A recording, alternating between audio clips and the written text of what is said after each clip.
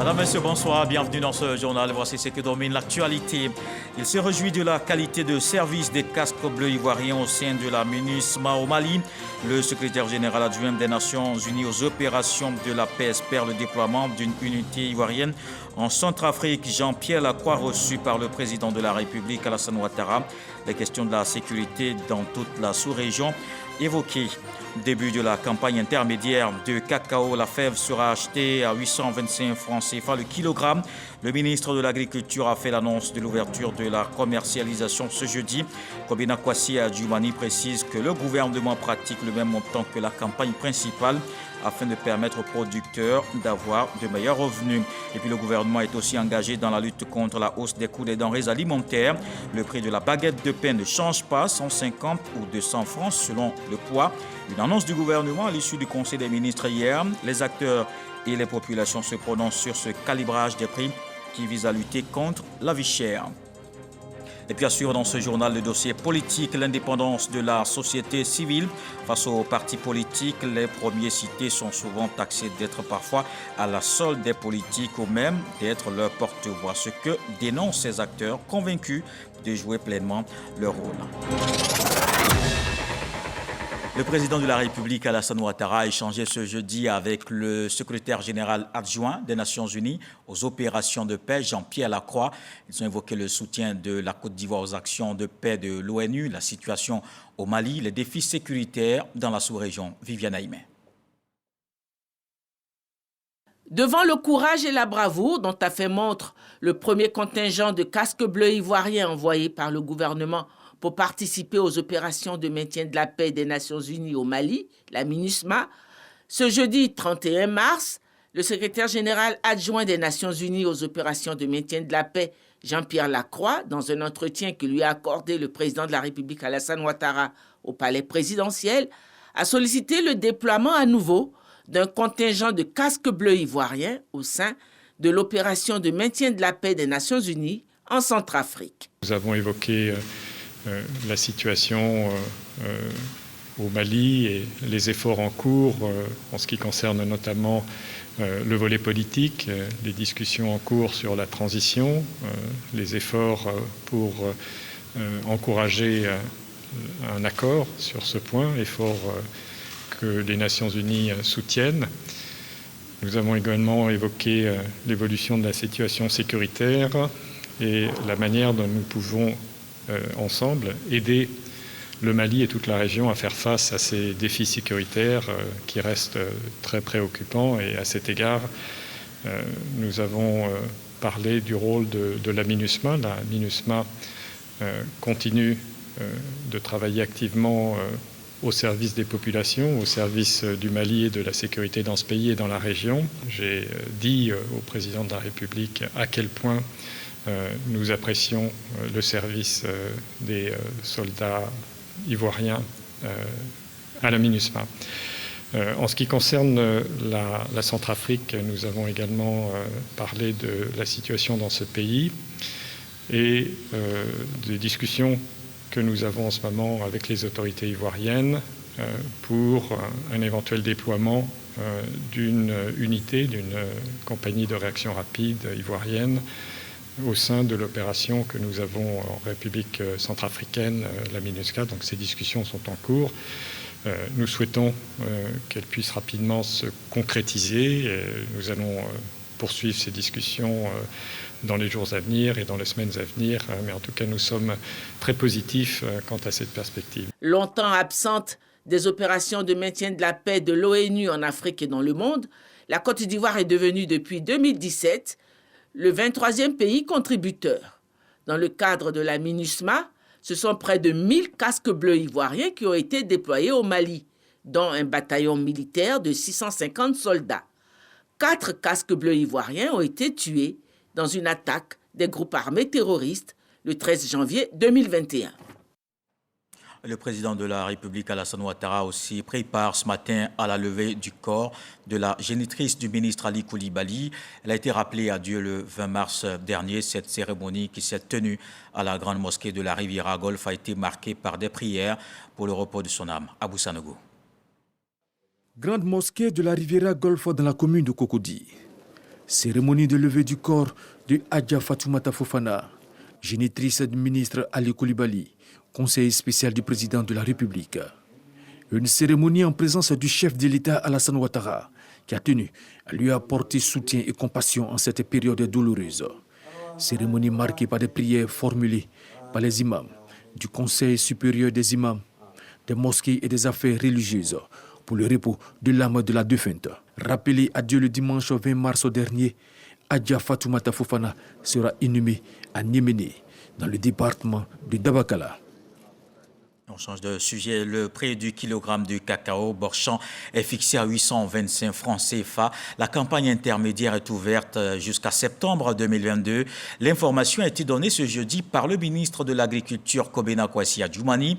Le gouvernement a décidé de maintenir le même montant pratiqué pour la campagne principale. Jean-Luc Bangbo nous rapporte que c'est une décision pour garantir aux producteurs un revenu décent. Le prix du cacao pour la campagne intermédiaire 2021-2022 est fixé à 825 francs de kilogramme. Une annonce et un tonnerre d'applaudissements. 825 francs CFA le kilogramme de cacao, comme lors de la campagne principale. Ainsi en a décidé le gouvernement pour la campagne intermédiaire, c'est-à-dire la période allant d'avril à septembre 2022. Comparé à l'année dernière à la même période, il s'agit d'une hausse de 10%. Le prix pour la campagne intermédiaire avait été fixé à 750 francs CFA. Une réévaluation qui ravit les cacaoculteurs. Tout le monde s'attendait à 750 francs le kilo. Et à notre grande surprise, le chef de l'État annonce que le prix de la grande campagne serait reconduit. Pour le ministre Kobena Kwasi Adjoumani, ce prix traduit surtout la volonté du chef de l'État de garantir un revenu décent aux producteurs de cacao. Le président de la République a toujours été soucieux du bien-être des producteurs de café cacao. Et c'est pour cela que chaque fois, quand l'occasion lui est donnée, il fait des efforts de sacrifices supplémentaires pour soutenir les producteurs de café et de cacao. Un sacrifice qui a tout de même un coût financier important. Nous sommes à 68% du prix CAF. C'est un effort considérable qui s'évalue à 60 milliards de francs CFA en considérant les 12 milliards de francs CFA déjà mis à la disposition des producteurs par le gouvernement pour juguler les difficultés engendrées par la pandémie à Covid-19. Le ministre a salué les performances de la filière qui continue de maintenir la Côte d'Ivoire au premier rang des producteurs de cacao. Le pays s'est également engagé sur les chantiers de la traçabilité de son cacao en vue de sécuriser de façon durable l'économie cacaoyère. Et le gouvernement prend aussi des mesures pour éviter la hausse des prix des denrées alimentaires. Le coût du pain ne change pas comme annoncé hier par le gouvernement, 150 ou 200 francs selon le poids de la baguette. Au lendemain de l'annonce de cette mesure, notre équipe de reportage s'est rendue sur le terrain. Le constat de Khalil Diomandé, Issa Tionayo. Désormais, le prix du pain sur l'ensemble du territoire est fixé à 150 francs CFA pour la baguette standard de 174 grammes et à 200 francs CFA pour la baguette améliorée de 232 grammes. La décision a été annoncée ce mercredi en Conseil des ministres. Cette mesure vient pour maintenir l'équilibre du secteur et atténuer les effets de la hausse des coûts du blé sur le pouvoir d'achat des consommateurs. Qu'en est-il sur le terrain? À Cocody-Mermoz, chez ces boulangers, l'ancien tarif est encore d'actualité. Les prix de baguettes sont à 150 pour le moment. À quelques encablures de là, dans cette boulangerie à Cocody-Blocos, le prix du pain est à 150 francs CFA. Mais pour 200 grammes à la Riviera Golf, le constat est quasi similaire qu'à Blocos. Normalement, le poids du pain est 300 grammes. Donc, À la cuisson, ça fait les 1/5 du poids. Ça revient à 250. Donc, on roule entre 250, 230, 240. Le pain va rester à 150 francs. Nous, on a déjà statué ça entre nous ici. Chez le consommateur, les avis sont plutôt mitigés. On veut que le prix reste à 150, même si le kilo est petit. On va se débrouiller avec. C'est une mesure qui tient compte des préoccupations des producteurs de pain et puis en même temps qui essaie d'avantager les consommateurs. C'est une très bonne initiative. Ceux qui veulent consommer le pain de 150 vont consommer le pain de 150 et pour certaines personnes vont consommer aussi le pain de 200. Ce tour des boulangeries a été l'occasion pour la population d'inviter le ministère du Commerce à plus de vigilance quant au respect des mesures prises par le gouvernement. Et puisqu'on parle de la lutte contre la vie chère, on quitte le domaine du blé pour un autre secteur de grande consommation. Nous recevons le ministre des Mines, du Pétrole et de l'Énergie, M. Kamara Touma. Bonsoir. Bonsoir, monsieur. Monsieur le ministre, vous êtes sur notre plateau parce que vous avez un communiqué. Alors, on vous écoute. Merci. Effectivement, nous avons un communiqué du gouvernement et je vais donc vous le lire. La reprise économique mondiale après la crise sanitaire Covid a engendré une augmentation des prix des produits pétroliers à l'international. Notre pays, à l'instar de l'ensemble des pays du monde, n'a pas été épargné. Le gouvernement avait donc pris des mesures pour réduire l'impact de la crise sur les populations et préserver le pouvoir d'achat des Ivoiriens, notamment en décidant de la suspension de l'application de la formule automatique de fixation des prix des produits pétroliers. Cela s'est traduit par une subvention du prix des produits pétroliers de 55 milliards de francs CFA de janvier à mars 2022. Toutefois, les prix des produits pétroliers continuent leur tendance à la hausse en raison de la crise entre la Russie et l'Ukraine. Cela a entraîné une importante augmentation des prix à la pompe, à la fois du super et du gasoil, partout dans le monde et notamment en Afrique. Compte tenu de cette situation, et pour garantir un approvisionnement adéquat de notre pays en produits pétroliers, tout en préservant les couches les plus vulnérables, le gouvernement a décidé de procéder à une augmentation du prix du super, qui passera de 635 francs le litre à 695 francs CFA le litre, soit une hausse de 60 francs CFA par litre, à compter du 1er avril 2022. Le prix du gasoil, quant à lui, demeure inchangé à 615 francs le litre, pour ne pas avoir d'impact sur le coût du transport en commun et des marchandises. Cela correspond à une subvention additionnelle de l'État de 64 milliards pour le seul mois d'avril 2022. Au total, l'État aura consenti un effort d'environ 120 milliards de francs CFA de janvier à avril 2022 afin de préserver le pouvoir d'achat des ménages vivant en Côte d'Ivoire. Je vous remercie. Alors, monsieur le ministre, vous l'avez dit tout à l'heure dans votre communiqué, c'est depuis janvier que l'État soutient le secteur pétrolier. Alors, finalement, qu'est-ce qui explique cette augmentation sur le super?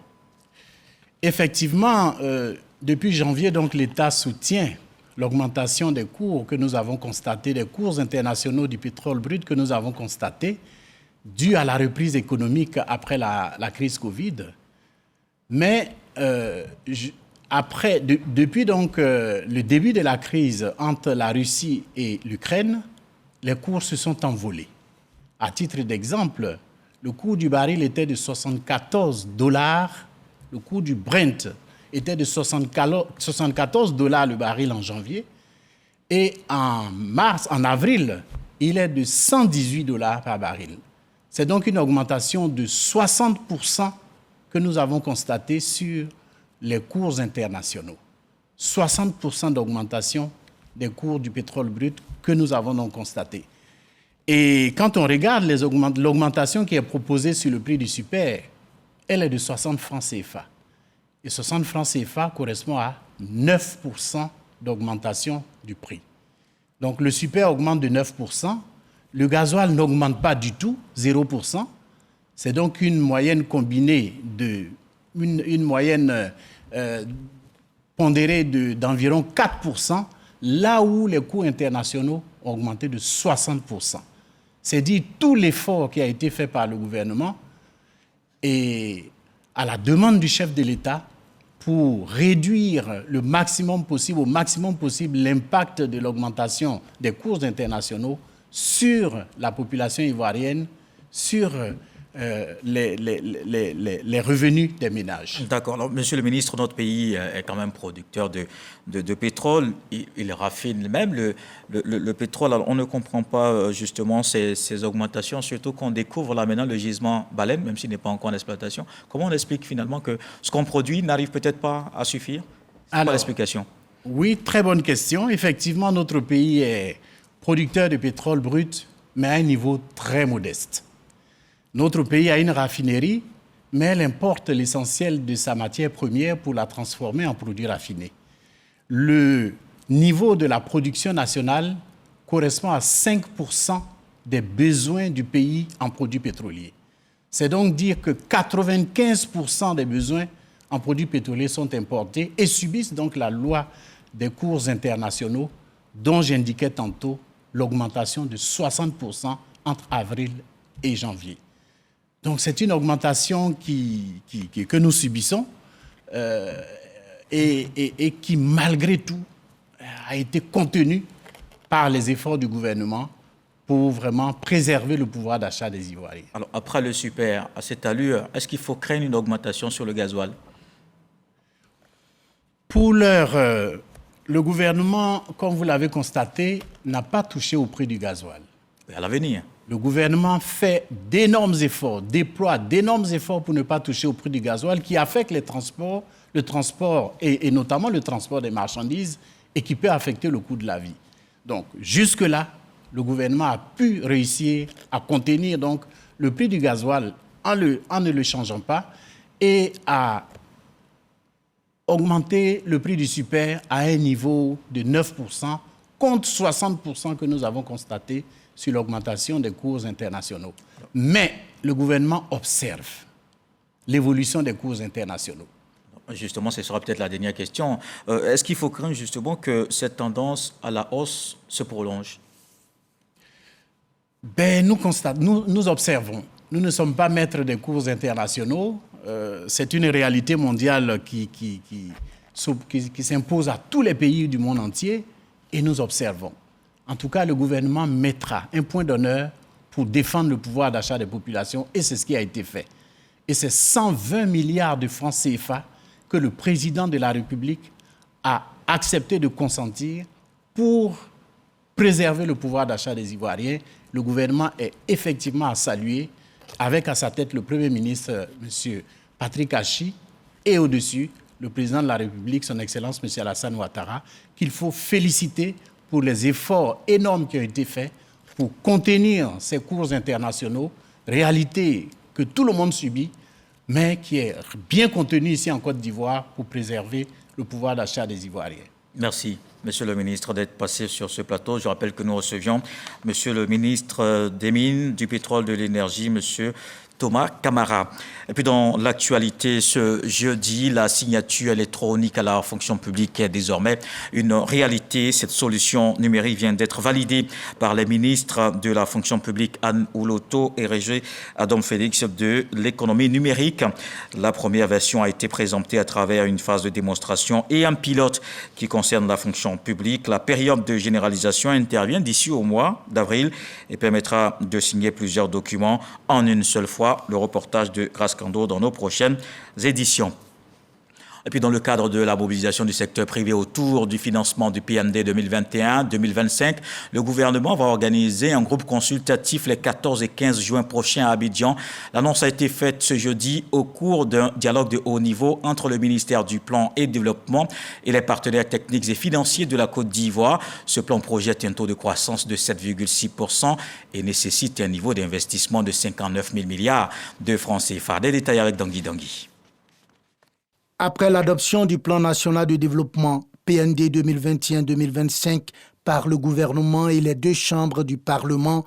L'heure est à la mobilisation des ressources pour son opérationnalisation.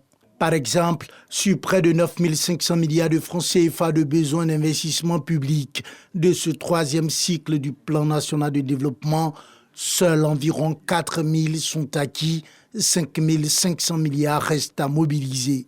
La question était sur la table de cette rencontre de haut niveau entre le ministère du Plan et du Développement et les partenaires techniques et financiers de la Côte d'Ivoire. L'essence de cette réunion aujourd'hui, c'est de créer un cadre de dialogue proactif, flexible, adaptable, qui sache répondre aux attentes des autorités ivoiriennes, la manière dont les partenaires au développement peuvent accompagner les autorités ivoiriennes sur ces priorités, de manière constante, de manière continue. Également au menu des échanges au cours de ce dialogue de haut niveau, les préparatifs du groupe consultatif que veulent organiser les autorités pour mobiliser le secteur privé autour du PND 2021-2025. Comment réunir la table ronde des bailleurs traditionnels, mais en expliquant l'attractivité de l'économie ivoirienne, en expliquant l'environnement attractif pour le secteur privé et associer ce secteur privé pour que déjà il commence lui aussi à s'engager. Le PND 2021-2025 projette un taux de croissance d'environ 7,6% et nécessite un niveau d'investissement de 59 000 milliards de francs CFA, dont 74% financés par le secteur privé et 26% par le secteur public. Sa mise en œuvre devrait entraîner la transformation économique et sociale nécessaire pour hisser la Côte d'Ivoire au rang des pays à revenus intermédiaires de la tranche supérieure. Et pour lutter efficacement contre l'insécurité maritime dans la région ouest africaine, les chefs d'État de la CEDEAO ont mis en place en juillet 2018 le CRESMAO, un centre régional de sécurité en mer, un outil qui permettra de mieux élaborer les stratégies communes. Le siège basé à Abidjan, inauguré ce jeudi en présence de plusieurs membres du gouvernement. Moussa Konaté. Centre régional de sécurité maritime de l'Afrique de l'Ouest. C'est ici que seront élaborées toutes les stratégies de sécurisation maritime de l'espace ouest-africain. L'édifice, situé à Angré-Djibi dans la commune de Cocody, est mis en service en présence de plusieurs autorités de la CEDEAO, de l'armée et du gouvernement. La conférence des chefs d'État et de gouvernement de la CEDEAO a octroyé le siège du CRESMAO à la Côte d'Ivoire, un pays membre capable, avec des ambitions de développement affichées, remarquables. C'est le lieu donc de remercier le gouvernement de Côte d'Ivoire d'avoir accepté de prendre la charge de ce siège. Piraterie, pêche illicite, pollution, trafic de tout genre sont entre autres menaces sécuritaires en mer. Représentant le Premier ministre, le ministre de l'Intérieur et de la Sécurité a réitéré l'engagement de l'État ivoirien contre l'insécurité maritime. La Côte d'Ivoire a élaboré une stratégie de l'action de l'État en mer qui s'inscrit donc dans le cadre de l'architecture de Yaoundé, cadre de coopération et de collaboration et aussi de coordination de la sécurité maritime dans le Golfe de Guinée. Cette stratégie, mise en œuvre sous l'autorité de son Excellence, Monsieur le Premier ministre, a permis la montée en puissance de la flotte navale ivoirienne, la réduction de l'insécurité maritime et la mise en place du CRESMAO. Le Centre régional de sécurité maritime de l'Afrique de l'Ouest a été créé le 31 juillet 2018 au Togo par les chefs d'État de la CEDEAO. Inauguré ce jour, le centre est dirigé par le contre-amiral Istaphanus Moizo Albara, officier de la marine nigériane. On se rend en France. Kofi Nguessan, le ministre de l'Enseignement technique et de la formation professionnelle, conduit une mission d'études à Nancy. Il s'y intéresse à l'école de la deuxième chance EDC. Elle donne cette école aux jeunes qui sortent du système éducatif sans qualification, en quête d'emploi, une opportunité d'intégration sociale, citoyenne et professionnelle. Le reportage de notre envoyé spécial, Hervé Blé. L'apprentissage a été le point central du deuxième jour de la mission d'imprégnation du ministre Kofi Nguessan à Nancy. Dans la région du Grand Est français existe depuis de nombreuses années l'école de la deuxième chance EDC. Basée sur l'insertion professionnelle, elle reçoit des jeunes de 15 à 25 ans, leur fait découvrir un métier, leur redonne des compétences, les aide à faire face aux problèmes financiers, de santé, de logement et autres freins sociaux qui les empêchent d'accéder à l'emploi. J'ai passé un stage, ils m'ont accepté et j'ai signé un CDI et maintenant je travaille. Maintenant c'est la réparation, démontage, programmation. Et c'est une expérience intéressante d'être passé ici? Oui, très très intéressante parce que ça aide les jeunes à trouver leur projet et leur but. L'objectif, c'est surtout un travail qui est fait par les formateurs référents qui accompagnent ces jeunes. Et l'objectif, il est souvent d'abord de leur redonner confiance. C'est souvent des jeunes qui ont été en échec scolaire. Et le travail de fond qui est fait, c'est leur prouver qu'ils sont capables de réussir dans la vie sans forcément avoir réussi des études. Résultat des différentes rencontres et des échanges, des idées pour impulser une dynamique nouvelle à la réinsertion des jeunes sans emploi et sans qualification, à la reconversion professionnelle. Je crois qu'on a compris le mécanisme de l'école de la deuxième chance. On a vu aussi le démembrement dans les départements et dans certaines villes de taille moyenne, comment les entreprises et à travers les plateformes ont émis leur souhait d'avoir des jeunes de qualification relativement pointue et comment l'école s'est adaptée et adapté ses programmes avec un appui des formateurs venus des entreprises pour les former au métier. Je crois que former au métier nécessite une certaine expérience et les entreprises, avec leurs personnels, leurs experts, ont aidé aujourd'hui à la création de cette école, la deuxième chance, dans cette région du Grand Est. La mission française du ministre Kofi Nguessan, qui s'inscrit dans la volonté gouvernementale de proposer à la jeunesse des formations au métier ainsi que des stratégies de reconversion professionnelle, se poursuit à Paris. Sont prévues des consultations avec les hauts responsables du dispositif pour le déploiement en Côte d'Ivoire de l'école de la deuxième chance.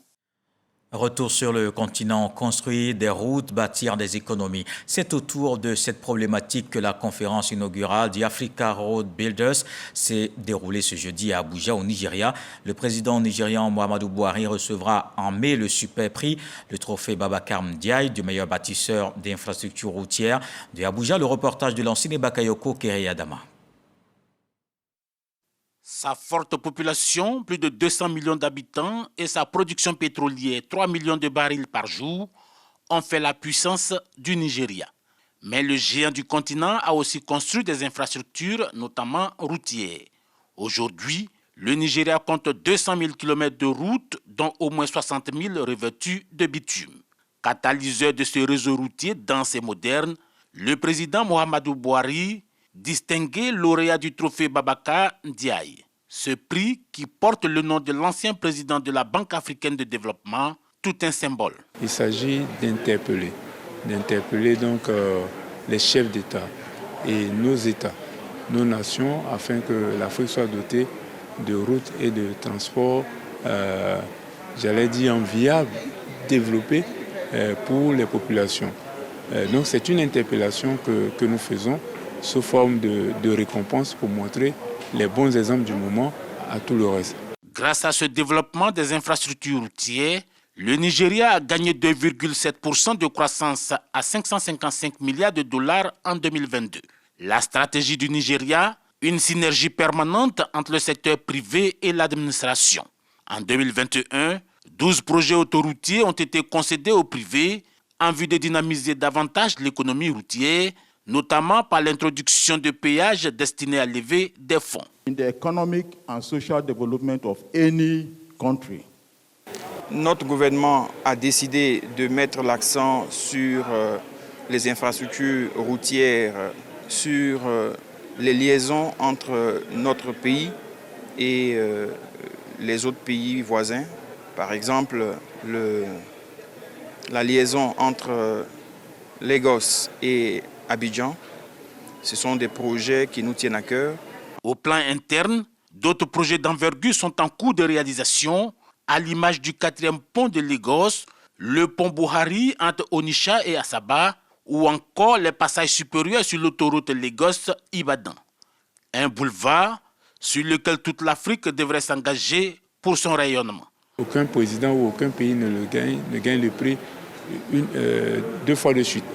C'est un prix qui est tournant et donc nous félicitons, mais derrière et au-delà des félicitations, c'est de dire vous avez bien fait, mais nous attendons mieux de vous. C'est aux prochaines assemblées annuelles de la Banque africaine de développement que le prix sera remis au lauréat, le président Muhammadu Buhari, à Accra, au Ghana. Et dans l'actualité politique ce soir, les membres du directoire du RHDP se sont retrouvés hier. Ce parti s'engage à soutenir les actions du gouvernement dans tout le pays. Au cours de cette rencontre, les responsables du Rassemblement des oufouettistes pour la démocratie et la paix ont donné des orientations.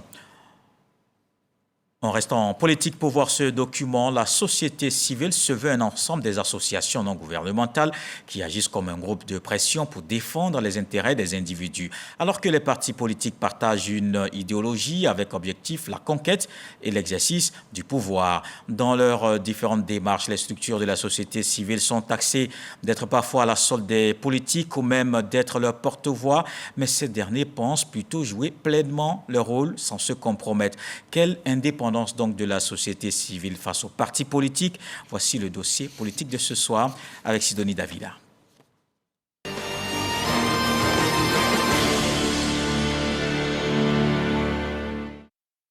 C'est en 1990 que le concept de la société civile naît dans la plupart des pays africains.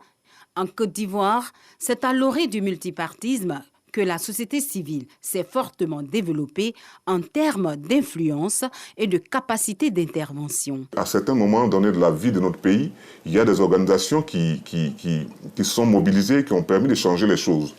Vous vous souvenez de 1992, lorsque le professeur Denis Segui et nos illustres anciens se sont mobilisés pour que la Côte d'Ivoire puisse avoir le multipartisme. Vous comprenez que ça a été aussi un moment fort de l'histoire de la Côte d'Ivoire. Et là, il y avait des organisations civiles telles que la Ligue ivoirienne des droits de l'homme. La société civile, de façon générale, se définit comme étant ce qui n'est pas la société politique. Donc lorsqu'on retire la société politique, tout ce qui reste est considéré comme société civile.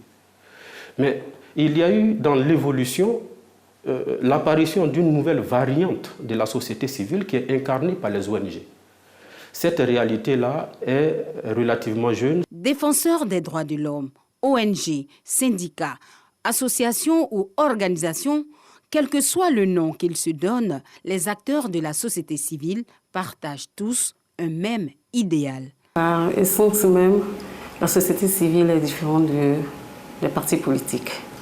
Parce que les partis politiques sont des régulateurs, alors qu'une société civile se veut l'interface entre les populations, la base et l'État.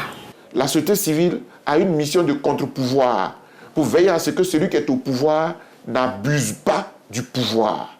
Faire connaître et mieux représenter les intérêts des citoyens auprès de l'État, c'est le rôle des structures de la société civile. Dans l'exécution de sa mission, son indépendance doit être préservée. Une indépendance qui est souvent pointée du doigt par les populations. Il y a certaines organisations, malheureusement, qui sont de connivence avec certaines chapelles politiques qui, à la fin de l'année, font des rapports qui font la part belle à certaines obédiences politiques. Elle ne joue pas le rôle, n'est-ce pas, qu'elle devrait jouer, parce que quand on voit en Europe, ce sont ces organisations-là, n'est-ce pas, qui obligent nos dirigeants de pouvoir regarder le peuple comme il se doit. Mais quand on voit un peu tout ce qui se passe, on a l'impression même que c'est des clubs d'amis.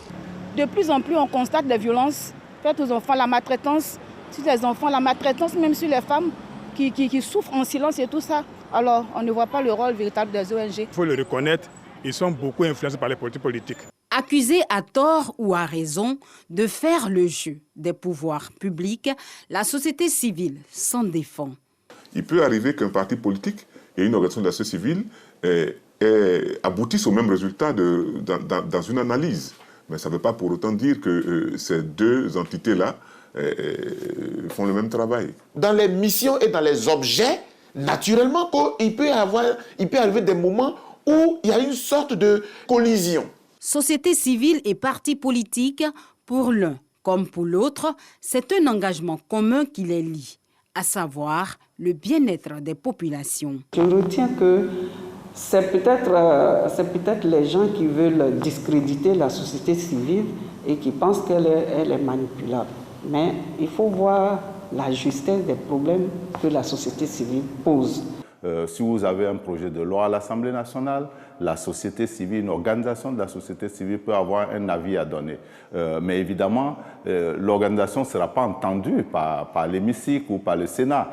Donc, dans ce cas, l'organisation approche un parti politique qui est un groupe parlementaire ou un député tout simplement pour porter sa voix. C'est pareil au niveau politique. Donc, il y a une collaboration nécessaire qui s'impose. L'indépendance dans l'action, la société civile la revendique. La société nous juge. Donc la société est bien placée pour voir que celui-là, il dit il est société civile, mais en la vérité, il est vendu. La société va le sanctionner. Ce sont les organes de la société civile qui doivent se positionner comme lanterne en remplissant des fonctions assez claires, sans se compromettre, en faisant des propositions, de sorte que la société se porte mieux. Pour la force qu'elle représente, la société civile est encouragée à œuvrer pour la cohésion sociale. J'exhorte surtout la société civile à œuvrer dans cette recherche de la cohésion sociale qui est très importante, qui doit servir de ciment entre les différentes populations. C'est donc à juste titre que la société civile participe au dialogue politique qui est aujourd'hui à sa 5e phase. Ce dialogue politique signifie simplement que la Côte d'Ivoire est un pays de dialogue. Les sujets sont débattus sans a priori aucun. Le plus important, c'est qu'au sortir de ce dialogue, la Côte d'Ivoire puisse aller vers la réconciliation nationale. ONG, associations, organisations, pour ne citer que celles-là, ces structures de la société civile travaillent de façon bénévole et beaucoup parmi elles bénéficient d'aides extérieures. Parti politique, société civile, quelle indépendance, c'était le dossier politique de ce soir. Et voilà qui met un terme à ce journal. Merci de l'avoir suivi. L'actualité se poursuit à 23h. Demain, 20h, retrouvez Marie-Laure Goron. On se quitte avec ce que dit le sage ce soir. Un fardeau pour la tête ne peut se porter en bandoulière.